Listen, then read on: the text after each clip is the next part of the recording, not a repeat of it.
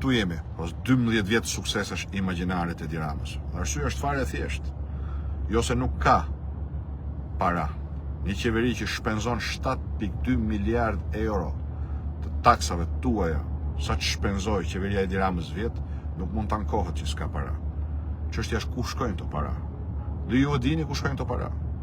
Nuk kanë shkuar për të rritur pensionet, nuk kanë shkuar për të ulur taksat, përkundërzi taksat janë rritur, as për të zbutur çmimet e energjisë, përkundërzi çmimi i energjisë është rritur.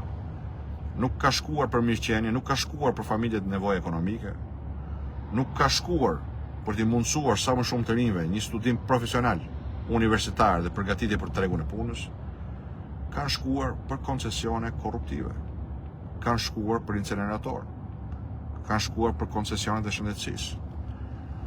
Dhe kështu është hapur një grob e madhe ku parat, në vend që t'jenë në xhepat tuaj, të dashur pensionist, janë në xhepat e shokëve të Ramës.